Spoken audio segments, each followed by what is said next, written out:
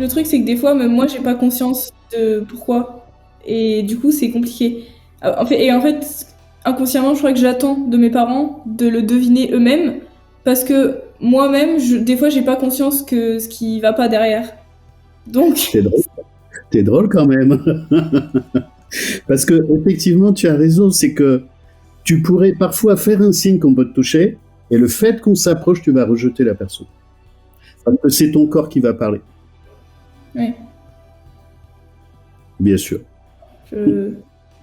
Tu vois, parce que des fois, c'est la tête qui répond, et la tête, elle dit non, là, c'est bon, ça peut le faire. Et puis la personne s'approche, puis t'as un gros rejet, ça te rend folle. ouais. Ça rend fou de toucher. Pour les gens qui sont pas au courant, ça rend fou de toucher. Ouais.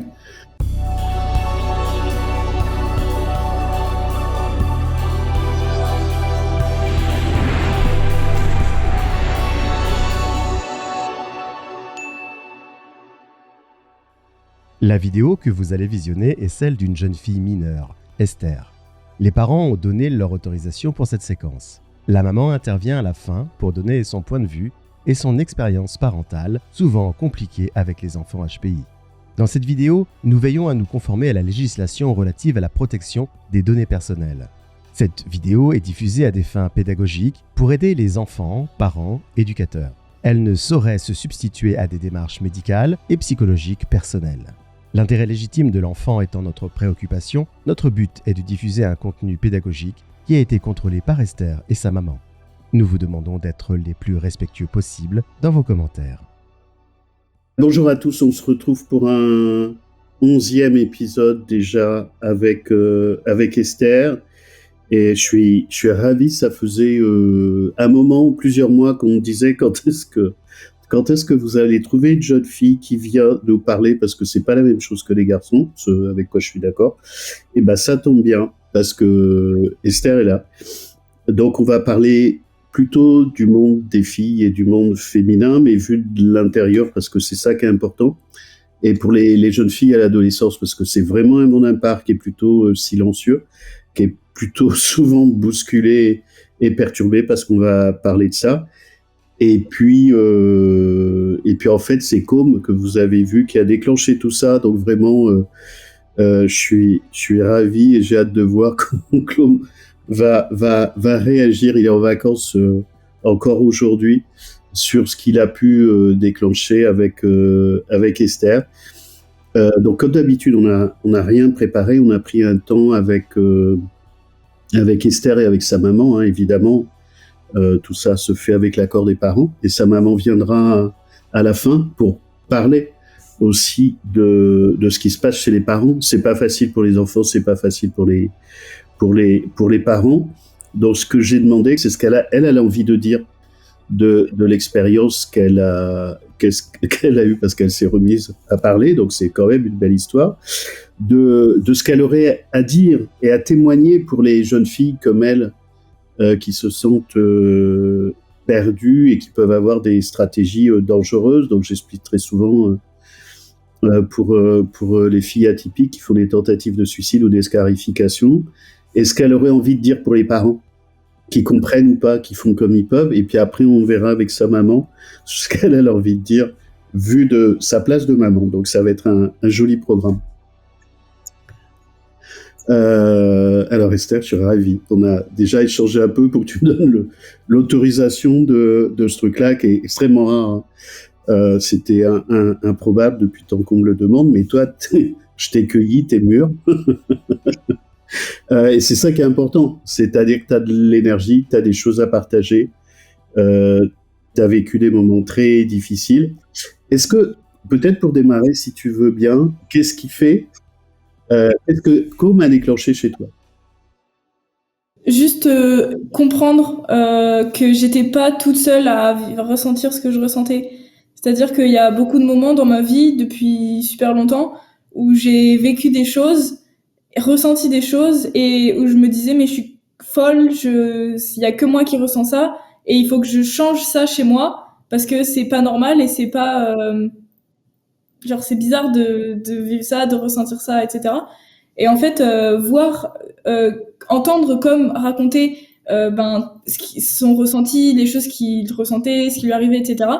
je me suis dit, en fait, je suis pas la seule et comme ça doit pas non plus être le seul, donc ça veut dire qu'il y a d'autres personnes. Et ça m'a un peu... J'avais à un moment donné, j'avais les larmes qui montaient parce que je me sentais comprise et c'était libérateur quelque part et ça m'a fait vraiment beaucoup de bien. Tu pensais que tu étais toute seule à vivre ce que tu vivais? Ouais, mais Et depuis longtemps. Et j'osais même pas en parler, enfin, j'en parlais même pas parce que pour moi, c'était pas normal et on allait me juger, se moquer de moi, etc. parce que j'étais bizarre, alors que non. bah, t'es bizarre et normal comme plein de gens. Et en fait, comme, parce qu'il a 7 ans, hein. En fait, si, t'as découvert ça, il est réveillé ça chez toi, t'es revenu normal, c'est Ouais, ça? j'ai eu moins culpabilisé quelque part de ressentir ça parce que je me suis dit que c'était juste que j'étais pas comme, enfin, la plupart des gens, juste une autre façon. Et ouais, ça m'a déculpabilisé. Est-ce qu'il y a quelque chose qui t'a particulièrement touché dans son témoignage? Euh, quelque chose dans lequel je me suis un peu reconnue quand il parlait il envoyait un ballon hors des grillages et tout le monde l'applaudissait. Et en fait, c'était pas l'applaudir en mode bravo, c'était pour se foutre de lui en fait un peu. Et ça, c'est quelque chose que moi j'ai tout de suite perçu et j'ai tout de suite compris en fait. J'ai tout de suite compris que c'était pas de l'applaudissement, de la félicitation, mais de la moquerie. Parce que c'est quelque chose que j'ai pu vivre, pas cette situation exacte, mais quelque chose que j'ai pu vivre à peu près dans le même genre. Et quand il disait justement, il parlait de cette espèce de dragon qui montait, moi j'ai pareil, sauf que moi je dis que je boue, mais c'est ça, j'ai un truc qui monte et qui est presque incontrôlable. Et ça, je me suis vraiment reconnue dans ce qu'il a dit. Ouais, et moi je me suis planté, je l'ai pas compris la première fois. Je pensais vraiment parce que je lui ai reposé la question. Et en fait, j'ai pas vu le piège. Mais toi, t'as l'expérience du piège. Ouais. Et beaucoup de personnes ont ça. Moi, j'ai eu de la maltraitance, ça aussi enfant. Alors sans doute que enfin c'est pas sans doute, mon cerveau a effacé beaucoup de choses pour me protéger. Alors je fais une parenthèse parce que très souvent il y a des gens qui doutent parce qu'ils ont perdu la mémoire de leur vie. On est nombreux à avoir perdu la mémoire de notre vie, de plusieurs années de notre vie ou de notre enfance. Je ferme la parenthèse pour ceux qui doutent sur ce sujet-là. Notre cerveau, il veut notre bien. Donc s'il nous efface des trucs, c'est que c'est pour nous protéger. Est-ce qu'il y a d'autres choses qui t'ont touché dans l'histoire de Coco? Tout ce qu'il a dit, ça m'a touché, mais c'était vraiment particulièrement ce passage-là. Après, voilà, il parlait il avait du mal à maîtriser ses émotions. Ça, c'est quelque chose que je connais énormément.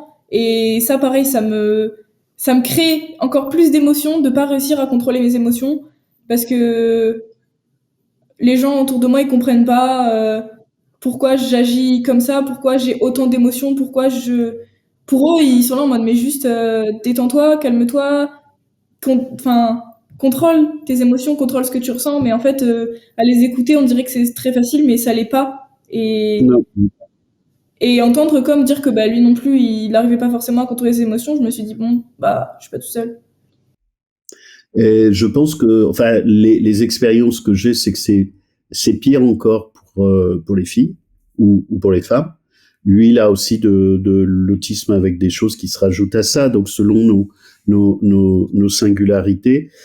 Depuis quand, est-ce que tu sais depuis quand tes émotions, elles te débordent comme ça? Est-ce que tu as toujours eu ça ou ça arrive avec l'adolescence? Tu as 16 ans, hein, c'est ça? Oui, il me semble, enfin, de aussi loin que je m'en rappelle, ça a à peu près toujours été là. J'ai toujours ressenti fort les choses et eu beaucoup d'émotions en moi, plus et plus fort, j'ai l'impression que la plupart des gens. Mais c'est vrai qu'avec l'adolescence, ça s'est un petit peu décuplé. C'était encore plus important. Comment tu vois que ça se décuple?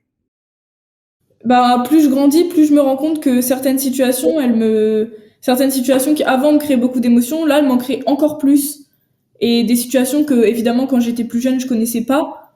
Et ben maintenant, je les connais et elles me créent des très fortes émotions, un mélange de beaucoup d'émotions que je sais pas trop contrôler.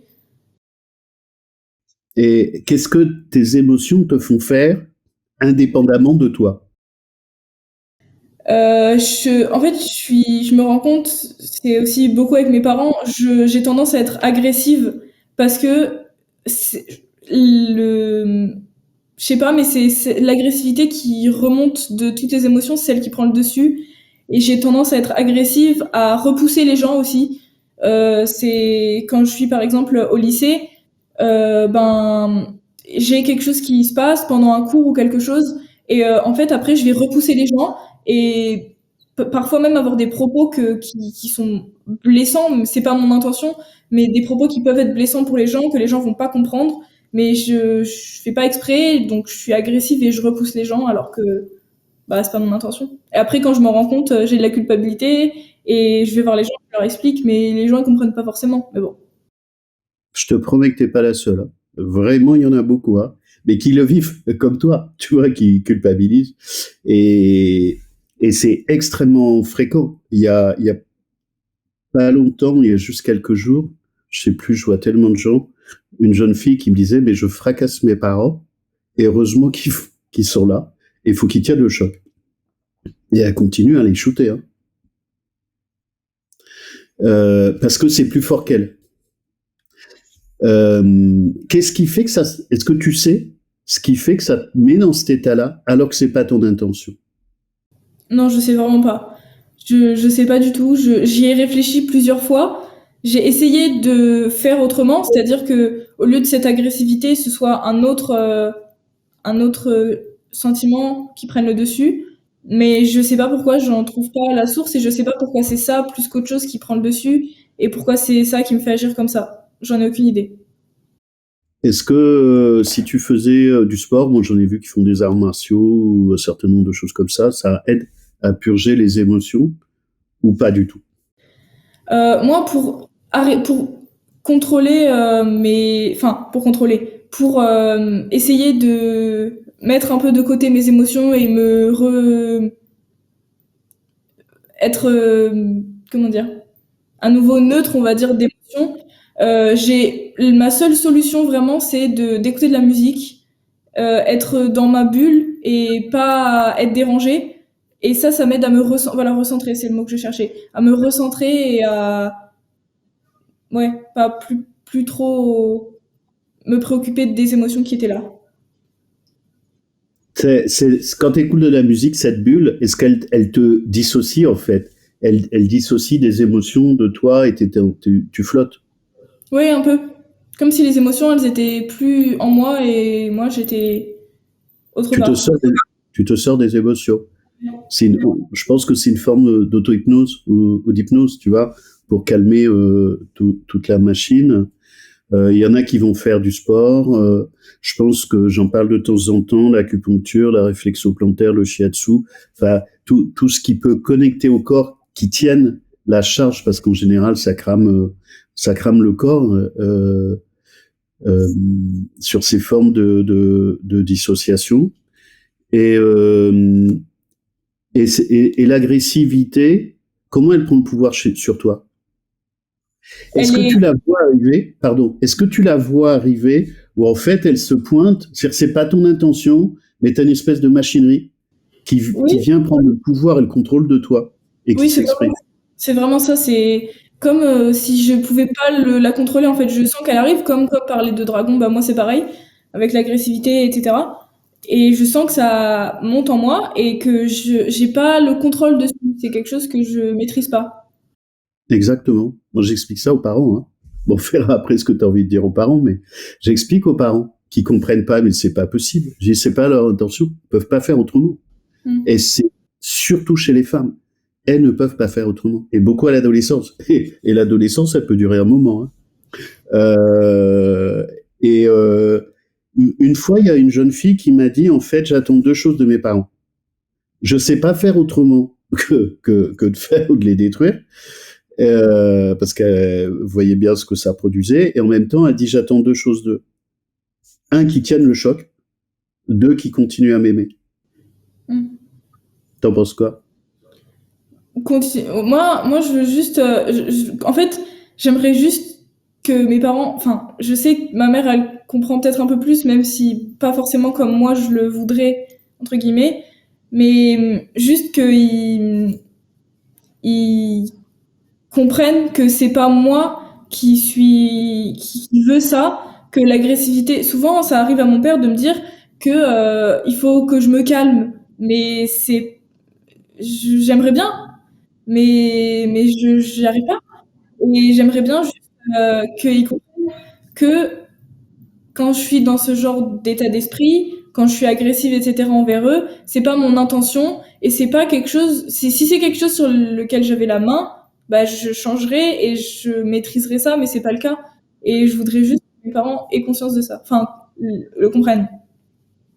Alors, je pense qu'ils ne peuvent pas le comprendre, mais qu'ils peuvent l'apprendre. Oui, Parce que si tu te mets à leur place, ce qui risque de t'arriver un jour, tu te dis c'est pas possible. Si je lui explique et que tout ça est raisonnable, ça va être raisonnable. Eh bien non, c'est pas raisonnable.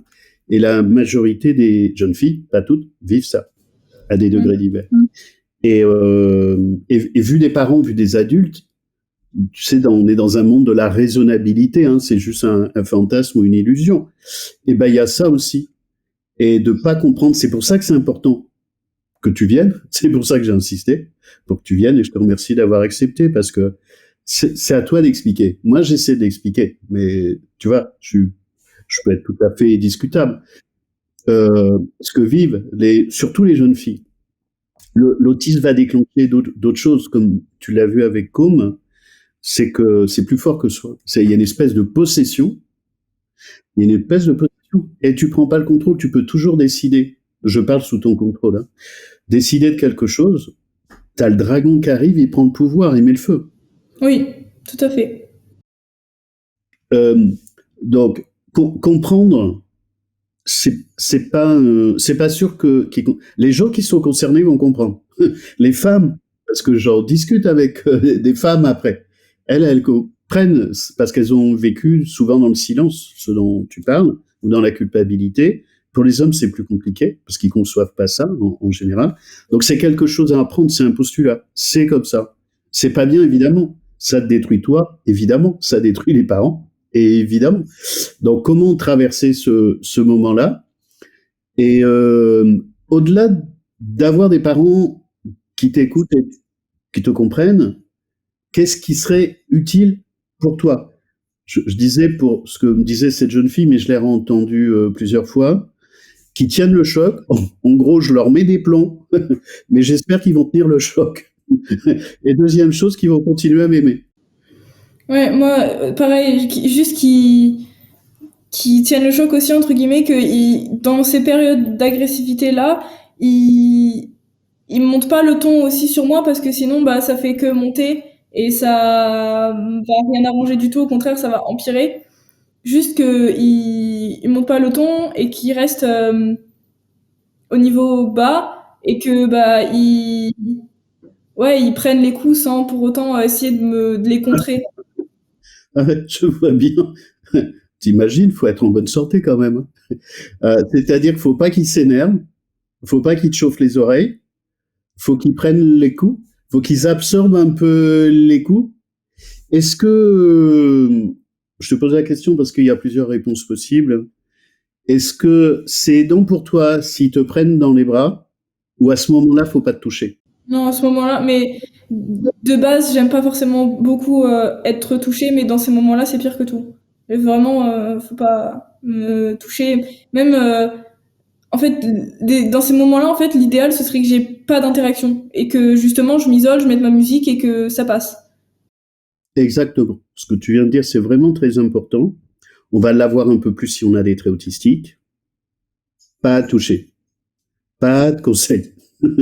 Pas se mettre en colère. Faut descendre toute l'électricité parce qu'il y a un orage.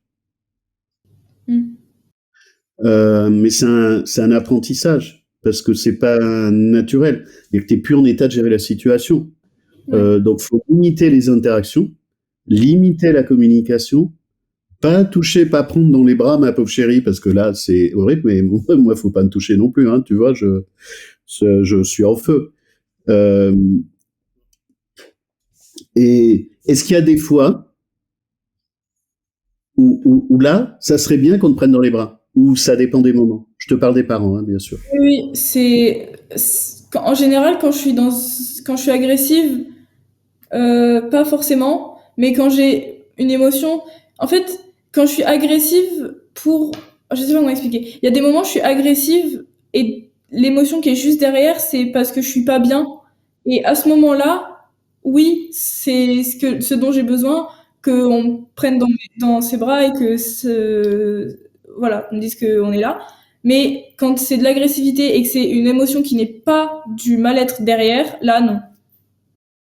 Et si je suis en tant que parent, comment je devine ça? Bah justement, j'étais en train de me dire en disant ma phrase, je sais pas. Tu vois, ça pourrait être utile. Il pourrait y avoir des codes. T'as vu, avec Com et avec sa maman, ils ont les ballons, ils ont des petits bonhommes, et je te promets que toute ta famille utilise ça, la maman compris, hein.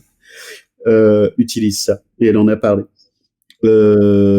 Éventuellement, au moins dans l'espace familial, c'est que tu puisses avoir un code qui explique, là, vous pouvez me toucher, là, faut pas me toucher. Le truc, c'est que des fois, même moi, j'ai pas conscience de pourquoi. Et du coup, c'est compliqué. En fait, inconsciemment, je crois que j'attends de mes parents de le deviner eux-mêmes. Parce que moi-même, des fois, j'ai pas conscience que ce qui va pas derrière. Donc, T'es drôle quand même. Parce que, effectivement, tu as raison, c'est que tu pourrais parfois faire un signe qu'on peut te toucher, et le fait qu'on s'approche, tu vas rejeter la personne. Parce que c'est ton corps qui va parler. ouais. Bien sûr. Je... Tu vois, parce que des fois, c'est la tête qui répond, et la tête, elle dit non, là, c'est bon, ça peut le faire.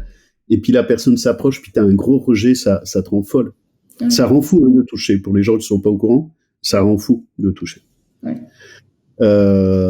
Et là, alors je pense que ce qui peut être différent pour les filles, parce que j'ai dissocié les filles des garçons pour l'adolescence, c'est toute transformation du corps, les hormones et tout ça, ça met quand même le bazar, hein. Les garçons, ils ont pas ça. Et les filles, elles ont ça. Et si elles sont HPI, c'est mettre le feu dans la centrale nucléaire. Donc forcément, il y a déjà le feu, puis en plus, tu mets le mixeur. Et il faut bien savoir que la structure, elle est pas facilement équipée. Et ce que tu dis, beaucoup de jeunes filles, vraiment, je te remercie, beaucoup de jeunes filles vivent ça et ne parlent plus, comme tu as fait en fait, parce que tu peux plus l'expliquer, c'est plus entendable. Tu sais plus comment l'expliquer et tu vois plus d'issue. Ouais, c'est exactement ça. Pendant un moment, j'ai totalement arrêté et je me suis renfermée moi-même. J'ai bloqué de dire quoi que ce soit. Et c'est quelque chose qui m'a pas aidé, au contraire, parce que chacun est différent là-dessus, mais moi, je suis quelqu'un qui a besoin d'extérioriser. J'ai besoin de dire ce que je ressens. Et des fois, les gens, je sais qu'ils sont pas prêts ou qu'ils ont pas envie ou juste qu'ils comprendront pas ce que je dis. Donc, je l'ai renfermé sur moi-même et ça m'arrive encore de le faire. Mais garder ce que j'ai sur le cœur pour moi, ça m'aide pas du tout, au contraire. Donc, ouais. Qu'est-ce qui fait que tu t'es renfermé, que tu parlais plus? Parce que je me sentais incomprise de partout, quoi que je fasse ou peu importe avec qui j'étais, je me sentais pas comprise. Donc, je jugeais ça inutile de parler de ça. Bien sûr. Moi, j'ai dit quelques fois, hein, j'ai arrêté de parler une partie de ma vie, enfant. Et un certain nombre d'enfants arrêtent de parler. Et j'ai eu des parents, parfois, qui s'inquiétaient en disant, mon fils parle plus. Bah, j'ai dit, mais il va parler. Mais c'est pas qu'il veut plus parler, c'est qu'il voit plus de porte de sortie. On peut avoir ça chez les garçons ou chez les filles. À l'arrivée, c'est ce que tu dis. C'est que je sais plus par quel bout passer. Je sais plus comment le dire. Ça sert à rien. C'est de l'énergie dépensée inutilement. Et ça peut être de la maladresse. Et on peut tous être maladroits, enfants et parents. Est-ce que tu fais un lien entre ça et j'en ai parlé tout à l'heure, ce que j'ai découvert, observé des jeunes filles qui font des tentatives de suicide et des scarifications?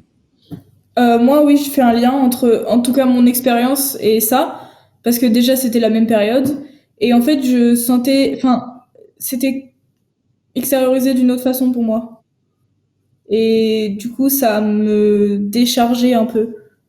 Donc, c'était un peu ma seule solution d'extériorisation, je sais pas si ça se dit. C'était mon Mhm. seul moyen Que- d'extérioriser. Comment ça te décharge? En quoi?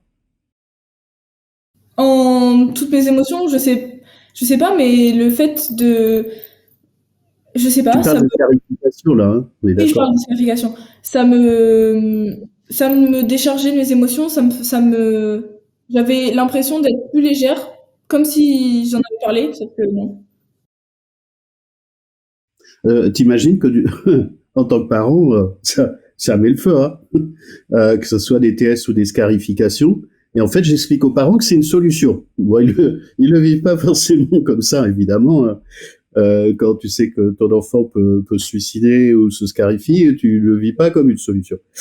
C'est comme la drogue, l'alcool ou les jeux pour les garçons. C'est une solution. C'est-à-dire si tu savais faire autrement, tu ferais autrement. Mm. Alors, ce qui peut être intéressant pédagogiquement, c'est en quoi la scarification te libère. Moi, j'ai entendu plein de choses, hein, mais pour toi, en quoi ça t'a libéré? Ça peut être la scarification, le sang, ou ce genre de choses.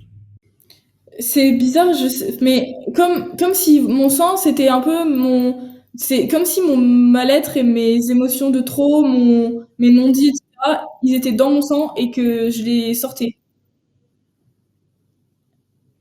C'est Et, incroyable, hein. Et ça te libère. oui. Et le fait de te couper, ça te fait pas mal. Ça me fait ressentir un truc. Et à cette période-là, j'avais pas l'impression de ressentir quoi que ce soit. Intéressant, hein. Pédagogiquement, c'est intéressant. En fait, En tant que parent, c'est compliqué. en Mais fait, j'avais l'impression que la seule chose que je ressentais, c'était quand je me faisais saigner. C'était le seul moment où je ressentais quelque chose. Sinon, je ressentais rien. Et c'était horrible parce que je suis habituée à ressentir beaucoup. Donc là, le fait de rien ressentir, c'était très bizarre. mais en fait, ça te reconnecte à ton corps. Et Mm. ça évite que ton esprit se barre et que tu aies l'impression de devenir complètement folle. C'est un recontact au corps. Et les garçons, quand ils se barrent dans la drogue, l'alcool ou les jeux, ils se barrent de leur corps parce qu'ils vivent pas forcément les choses. Ils sont pas en danger quand ils quittent leur corps. Et les filles, me semble-t-il, c'est la conclusion que j'en fais à aujourd'hui, elles sont en danger quand on quitte leur corps. Et elles peuvent penser devenir folles. Donc elles ont besoin de rentrer dans le corps. Et le fait de se couper, c'est pas le fait de se couper. Il y en a qui se coupent bien, hein, le visage ou ailleurs. Et le sujet par rapport au sang, en fait, c'est ça qui est intéressant pédagogiquement. C'est comment on en arrive à ça et comment ça est une solution. Mm. Ben voilà, moi j'en suis arrivée à ça par le fait que je ressentais plus. Mais en fait, inconsciemment, je pense que depuis toute petite, j'ai toujours eu cette solution, c'est-à-dire la douleur comme moyen de ressentir un truc. Mais pas quand j'étais petite, j'avais mon doudou et en fait, je trouvais des parties de mon doudou qui étaient plus dures. Moi, j'appelle ça des maïs, c'est bizarre, mais je sais pas pourquoi. Et c'est des parties de mon doudou qui étaient plus dures, de la colle ou quelque chose. Et en fait, je me le frottais sur le visage fort et j'en avais des marques rouges et tout sur le visage. Mais je sais pas, je ressentais un truc. Et c'était dans les périodes où justement j'étais plus à rien ressentir. Non, c'est pour pas te barrer. Mais c'est pour ça, c'est pour ces mêmes raisons, si tu veux, que certaines personnes ont des stratégies à y faire du sport, des arts martiaux, tu vois, et mettre des coups comme au Krav Maga, ou de faire du karaté, ou de l'acupuncture, des massages ou des choses comme ça, c'est de reconnecter au corps. Sinon, on a l'impression d'être barré, on sait pas où, et de pas revenir, surtout. Hmm. Bah moi Combien de- c'est ma solution comme ça, c'est encore une fois c'est la musique. Mais la musique, ça, j'ai trouvé ça une solution pour beaucoup de choses chez moi. Mais pareil, la musique, juste, en fait c'est contradictoire, mais ça me fait m'échapper, mais à la fois revenir comme il faut. C'est, Non, c'est c'est pas contradictoire. Je pense que c'est une forme de, tu vois, d'hypnose. En tout cas, c'est écologique et il n'y a pas un tiers et c'est bienveillant et t'as ton système qui se rééquilibre. hmm. Combien de temps ça a duré la période de scarification? 6 mois, je pense, un truc comme ça. C'est pour donner de l'espoir aux parents qu'un jour ça s'arrête. Et Hmm. qu'est-ce qui fait que ça s'est arrêté? J'ai essayé de trouver d'autres choses parce que j'ai dans la société dans laquelle on vit, les gens ils comprennent pas que c'est pas forcément quelque chose de mauvais. C'est une solution, comme vous disiez. C'est ouais, et les gens ils le perçoivent pas comme ça. Et donc on est, j'étais mal perçue. Les gens qui s'en rendaient compte, j'étais jugée encore pire que ce que à cette période-là j'étais déjà jugée. Et donc c'était juste horrible. Donc j'ai fait autre chose. J'ai fait écouter de la musique et c'est ouais. Après j'ai lutté contre moi-même aussi, mais je sais pas, j'ai essayé de toutes mes forces de trouver une solution et au bout d'un moment la solution elle s'est remplacée. Donc, tu es passé de la scarification à la musique. Ouais. Est-ce que tu as trouvé d'autres choses qui remplaçaient scarification ou pas? Pas il y a peu de temps, j'ai commencé à faire du pilates et en fait, je me suis rendu compte que en faisant du pilates, je ne pensais à rien. Et c'est la seule chose que je fais dans ma vie sans que je pense à rien. C'est-à-dire que même je suis passionnée de lire et d'écrire. Quand je lis et quand j'écris, je pense à tout. Je pense tout le temps. Et là, faire du pilates, bah, je me suis rendu compte que ça me faisait pas penser. Donc, bah, ça me libère quelque part aussi. Alors, ça, c'est un truc. Alors, ça, c'est pour les HPI, hein, parce que évidemment, tu es concerné. Euh, c'est de trouver des activités qui te débranchent la tête. Moi, j'ai fait beaucoup de ski parce que quand tu vas sur les pistes noires, en l'occurrence, si tu réfléchis, tu te casses la gueule. Donc, je te promets que tu fais gaffe où est-ce que tu mets les pieds. Et en fait, ça peut être du sport, ça peut être des arts martiaux, ça peut être mindfulness, la méditation de pleine conscience. C'est trouver des stratégies qui te ramènent à l'intériorité. Et le pilate, ça peut être comme, en tout cas, c'est de reconnecter au corps. Hein. Quand je parlais de l'acupuncture, du massage, du shiatsu, il peut y avoir la microkinésie, la fasciathérapie, l'éthiopathie, tout ce qui va reconnecter à l'intérieur. Mais il y a un point important dans ce que tu as dit, c'est comment débrancher la tête. Ça, c'est un vrai sujet. Et voir ce qui marche pour les uns, parce que ça marche pas forcément pour les autres. Et le Pilates, ça t'oblige à avoir une conscience des micro-mouvements de ton corps en plus. Exactement. Et du coup, comme je suis en train de me concentrer sur un mouvement de mon corps, je me concentre pas sur mes pensées et je réfléchis pas tout le temps, tout le temps. Et ça, c'est quelque chose que ça fait 16 ans que je ne savais pas comment arrêter.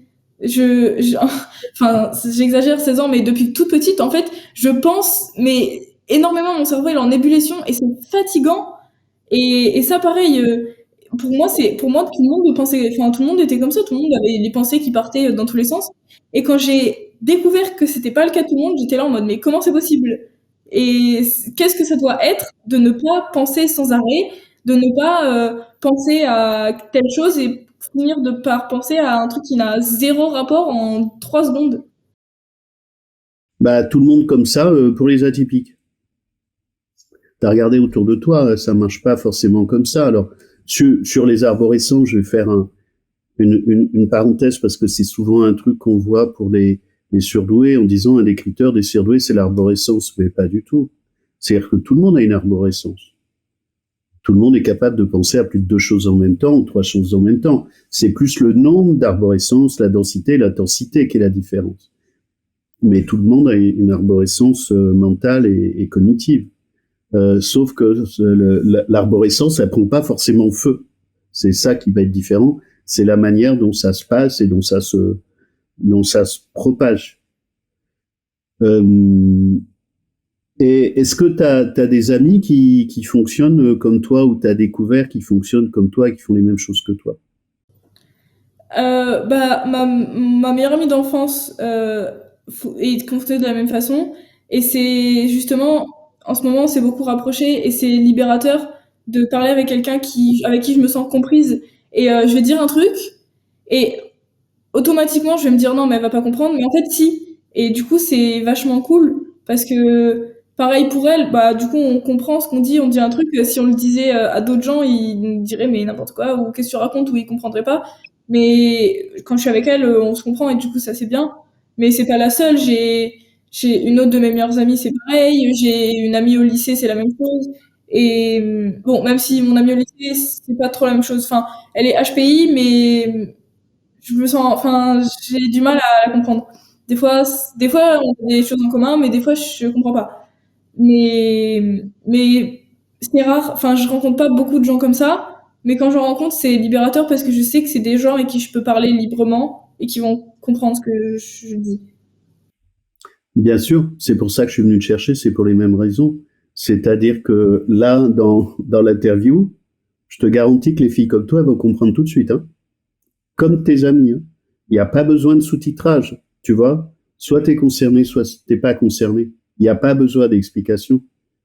Il n'y a pas besoin d'explication. On peut ramener de la clarification, des compléments, mais ça sert à ça. Tu vois, pour les filles, il y en a plein d'autres hein, qui sont paumées comme toi, tu l'étais, et pour les rapatrier en disant non, t'es pas seul, il y a des solutions. Est-ce que à ces filles-là qui vont nous écouter, plus jeunes ou plus âgées, tu aurais des choses à leur dire en plus de ton expérience d'avant et ou de ton expérience maintenant d'avoir passé cette épreuve? Bah, je dirais que considérez pas que vous êtes folle parce que vous l'êtes pas. Et si il y a une personne avec qui vous êtes en confiance, parlez-en et dites-lui que vous ressentez les choses de telle façon que vous n'avez pas forcément envie d'en parler à tout le monde parce que vous avez l'impression que vous serez pas comprise. Peut-être que cette personne-là va pas comprendre, mais si c'est une personne de confiance, je vous souhaite qu'elle au moins vous écoute et, et voilà, soit là pour vous. Et vous considérez pas folle et si vous sentez qu'il y a quelque chose de différent chez vous, si vous ce que je dis ça vous parle, ben c'est tant mieux et vous êtes jamais toute seule et vous même si vous avez l'impression c'est pas le cas et et vous considérez pas comme folle, vous êtes juste différente de ce qu'on considère comme la norme. Qu'est-ce que tu leur conseilles comme stratégie Face à dans cette situation? Toi, tu as parlé du Pilate, ça a été ta solution. Tu as parlé de la musique, ça a été ta solution. Tu as parlé du fait d'en parler à d'autres personnes. Donc, si ce sont des homologues, elles vont comprendre tout de suite. Est-ce que tu en as parlé à des personnes qui n'étaient pas HPI et ça a été quand même utile, même si elles comprenaient pas tout?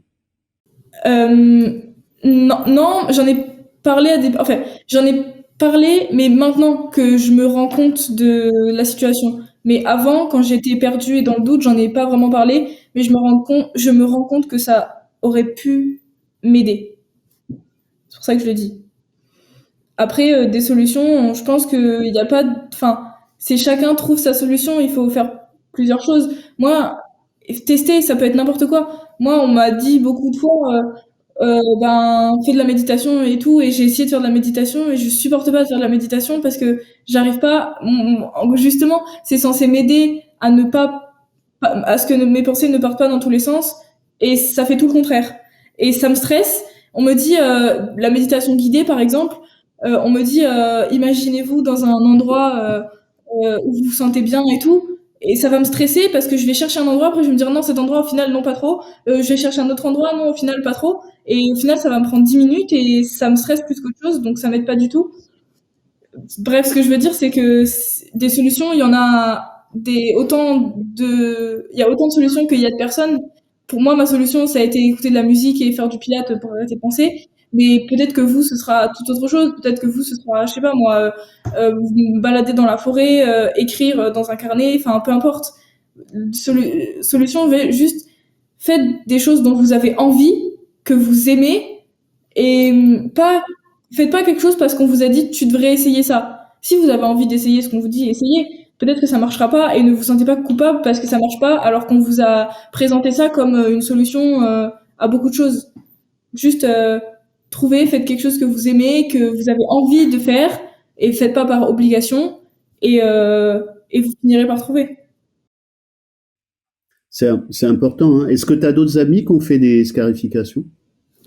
Mes deux amis qui sont concernés par les TSA, oui aussi. Et des TS, des tentatives de suicide? Une sur les deux, oui. Est-ce que c'était pour les mêmes raisons de ce que tu expliquais, des scarifications, parce qu'on voit plus d'issue? Tu sais ça? Euh, il me semble que c'est parce qu'elle a été harcelée également aussi. C'était par rapport à ça, je crois. Il y a beaucoup de harcèlement en général chez les jeunes aujourd'hui, c'est une catastrophe dans les écoles, mais en particulier dès qu'on est un peu différent. Tu vois, comme il a été beaucoup abîmé, harcelé, hein, dès qu'on la différence produit ça. Qu'est-ce que tu conseillerais à ces jeunes filles de faire par rapport à leurs parents? Euh, Vos parents, faut pas, enfin, faites pas l'erreur que je fais moi à attendre des choses de vos parents parce que ça va pas aider. Bon, moi, je sais pas faire autrement que d'attendre des choses, mais pas que de mes parents. J'attends des choses des gens en général et ces choses-là, bah, les gens ils me les donnent jamais parce que bah c'est normal, ils peuvent pas savoir et puis ils peuvent pas forcément comprendre et tout. N'attendez pas des choses des gens en général, n'attendez pas des choses de vos parents. Essayez juste de leur expliquer que, par exemple, comme j'expliquais tout à l'heure, si vous êtes agressif et que vous le contrôlez pas, essayez de leur expliquer ce que j'ai expliqué avec vos mots et la façon dont vous le ressentez, mais leur expliquer que c'est pas forcément vous qui gérez ça, que vous n'êtes pas maître de ça. Si vous êtes concerné par la scarification, c'est effrayant. Enfin, pour un parent, je me rends bien compte euh, de pas comprendre et de se dire mais qu'est-ce qui a merdé chez moi pour que mon enfant il fasse ça, etc. Enfin, dans l'éducation que j'ai donnée, et expliquer lui justement. En fait, je trouve que ce sujet de scarification, il est trop. On a mis un tabou dessus et c'est pas du tout comme ça que la compréhension va aller mieux. Je Bien sûr. déteste, je déteste les sujets sur lesquels on met des tabous parce que c'est des sujets en général dont on a besoin de parler pour que ça aille. Au bout d'un moment, c'est comme le harcèlement. Le harcèlement, c'est hyper compliqué quand on se fait harceler d'en parler. Et moi, personnellement, quand je me suis fait harceler, j'avais même pas envie d'en parler. C'était pas possible. Donc déjà, je m'en rendais pas compte. Mais c'est très compliqué. Donc, essayez, si vous êtes concerné par la scarification ou quelque chose qui s'y apparente, essayez d'en parler et de dire, je sais que ça peut être difficile à entendre, etc. Mais comprenez que c'est pas quelque chose que je subis, c'est quelque chose qui m'apporte une solution, etc. N'hésitez pas à parler de ça si vous en ressentez le besoin. De toute façon, quoi que ce soit, n'hésitez pas à parler si vous en ressentez le besoin parce que parler chez certaines personnes, c'est vital et faut pas jamais s'en priver. Donc, vos parents, ils sont censés être là pour vous écouter, ils sont censés pas comprendre, mais voilà, ils sont là pour vous écouter et si vous ressentez le besoin de parler, vos parents ils sont normalement bien placés pour vous écouter. Donc parlez-en, n'hésitez pas, n'ayez pas peur de vos parents, des réactions qu'ils pourraient avoir. Et, voilà, vos parents, faut pas les considérer, faut pas partir du principe qu'ils vont pas comprendre, parce que c'est sûrement le cas, ils vont pas comprendre, mais au moins ils vont vous écouter. Donc voilà. Et s'il y a un problème avec les parents, peut-être de trouver des amis bienveillants, Oui, parce qu'il y en a qui ont des problèmes avec les parents sont séparés ou des parents toxiques, hein. oui, après, ça peut être un parent, un membre de la famille, un ami, quelqu'un de proche ou en qui vous avez confiance, comme je disais tout à l'heure. Comment tu as géré le harcèlement? Je l'ai pas du tout géré. Non, en fait, quand je le vivais, je me rendais pas compte que c'était du harcèlement. J'ai posé le mot harcèlement dessus un an après. Mais au moment où je le vivais moi, en fait, c'était quelque chose d'habituel, entre guillemets, parce que depuis que je suis à l'école, c'est l'impression que j'ai, on se fout de moi, on se moque de moi, me- on me traite différemment. Euh, mais j'ai passé toute ma primaire à être, du coup maintenant je m'en rends compte, harcelée par un garçon qui, j'ai jamais compris quand j'étais à ce moment-là, je me disais mais pourquoi il fait ça? Pourquoi il me traite moi différemment? Pourquoi c'est sur moi qu'il s'est acharné pendant littéralement 5 ans? Et en fait, du coup, au collège, je revivais le même schéma quelque part. Et bah, j'avais classé ça dans le ouais, bah, ça fait partie de ma scolarité, c'est comme ça changera pas. Jusqu'à un an après, me rendre compte que c'est pas normal, pas du tout, et que j'ai pas à être traitée comme ça, et que personne n'a à être traité comme ça. Et au moment où je vivais ce harcèlement-là, j'en parlais pas, j'étais renfermée sur moi-même, je repoussais tout le monde pendant 6 mois, même les personnes qui, à ce moment-là, je considérais comme mes amis, je les repoussais, je leur en parlais pas. Il m'est arrivé de leur en parler une fois, ça a mal tourné, ça a pris enfin, c'était pas du tout ce à quoi je m'attendais encore une fois en leur en parlant. Et parce que finalement, c'était pas forcément des personnes de confiance. Et ouais, voilà, je me renfermais, je repoussais les gens et la scarification à ce moment-là, ça a été la seule solution que j'envisageais.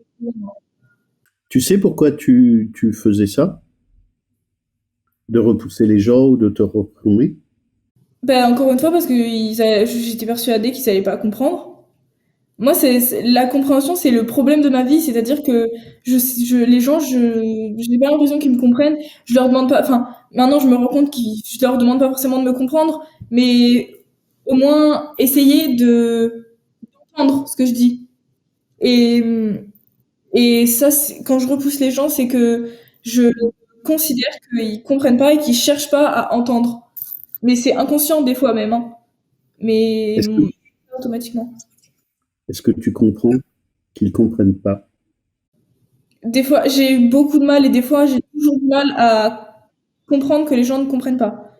Parce que pour moi, c'est quelque chose qui est tellement, ça fait partie de ma vie que j'en oublie parfois que ben, ça fait pas partie de la vie de tout le monde. Bien Et, sûr. du coup, des fois, j'ai du mal à comprendre que les gens ne comprennent pas, mais j'essaye de travailler dessus. Mais c'est difficile, mais j'essaye. Vaut mieux, hein, parce que ça dure toute la vie. Ça va t'arriver d'autres fois que de constater que les gens comprennent pas. Et ils le font pas forcément exprès. Comprendre, ça veut dire prendre avec. Mm. C'est ta vie. C'est la vie qu'on peut avoir quand on vit des choses étranges ou qu'on n'est pas conforme à une norme sociale. Mais les gens comprennent pas parce qu'ils sont pas initialisés. Ils conçoivent même pas la chose. C'est-à-dire que pour certaines personnes, c'est comme si on allait chez les Papous, chez les Inuits ou ailleurs. Tu vois, tu peux bien leur expliquer des choses, ils sont pas ça dans leur référentiel. Ça veut dire que pour un certain nombre, ils ont des circonstances atténuantes. C'est dommage, bien sûr. Alors, t'en as qui n'ont pas envie de comprendre, hein. On est bien d'accord. Mais t'as des gens qui veulent pas comprendre, ou ils s'en foutent, ou alors il y en a, c'est le problème du langage. C'est-à-dire que les mots que tu utilises ou les mots qu'on utilise, chargés, tu vois, de plein de choses, quand tu sors ça avec des mots, c'est fade. Et les gens les prennent comme quelque chose de fade. C'est-à-dire que, comme beaucoup d'atypiques, ils parlent, ils amènent des choses, mais ils ne mesurent pas à quel point c'est tout ce qui est derrière. Tu sais, c'est comme l'iceberg. En fait, tu vois que la partie immergée et tout l'enjeu, c'est tout ce qui est au-dessous. Et tu voudrais, comme beaucoup, qu'on perçoive tout ce qui est en dessous. Ouais. Mais il y a que les homologues tu vois, il y a que les homologues qui perçoivent ce qui est en dessous. Parce qu'ils ont le vécu. Les autres, tu leur montres 10% de la surface d'un glaçon, ils voient qu'un glaçon. Donc ils vont te dire c'est juste le glaçon. Et on ne peut pas faire grand-chose.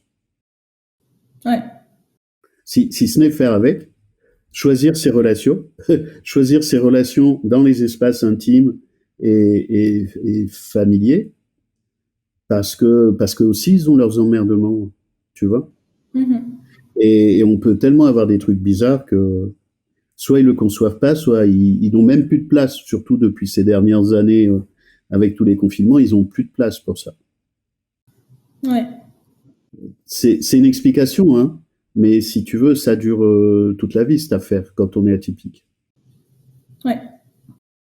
Ou alors, il faut aller chez les Inuits, ils sont sympas, ou chez les Papous, ou dans d'autres pays, dire quitte à être étranger, mais en fait, on est étranger dans notre monde, c'est pour ça que je dis que c'est un sujet anthropologique. On est étranger dans ce monde-là. Et ça parle de ça. Bah, moi, c'est exactement ça que j'ai ressenti en fait. Je me sentais partout où j'allais, je me sentais étrangère aux gens. J'avais l'impression qu'on parlait pas la même langue. Je disais un truc et ils le comprenaient. En fait, des fois, je dis des choses et pour moi, c'est d'une évidence, mais c'est évident ce que je dis. Et les gens, ils le comprennent totalement pas comme je le pensais. Et du coup, je suis là en mode, bah non, enfin c'est clair pourtant ce que j'ai dit. Mais en fait, bah, pour eux, c'est pas clair parce que juste ils ressentent pas les choses pareil, ils ont pas le même fonctionnement d'esprit, etc. Et donc, ce qui fait que partout où j'allais, je me sentais étrangère. Et c'est toujours le cas, beaucoup. Sauf que j'ai appris à m'entourer et j'ai appris à... Bah, j'ai des relations, par exemple, mes amis du lycée. Je sais que c'est des personnes qui sont pas concernées par la neuroatypicité. Et je sais que si je leur parle de certaines choses, elles vont pas comprendre. Donc, juste, je cherche pas à leur en parler à elles parce que j'ai d'autres personnes à qui en parler. Et j'ai appris à mieux m'entourer et à mieux gérer mes relations. C'est-à-dire, je vais pas essayer de parler à quelqu'un qui je sais ne va pas comprendre. Je vais parler à quelqu'un qui je sais va comprendre. En fait, ça, c'est vraiment une solution. C'est-à-dire que d'avoir, souvent je parle d'ingénierie sociale, d'avoir des interactions avec des gens et savoir que il y en a certaines personnes, on va ni les mettre en difficulté, ni se mettre en difficulté. Elles sont pas équipées et c'est pas de la performance, c'est un cadre culturel. On parle pas la même langue. On n'a pas les mêmes représentations. On n'a pas les mêmes vécus.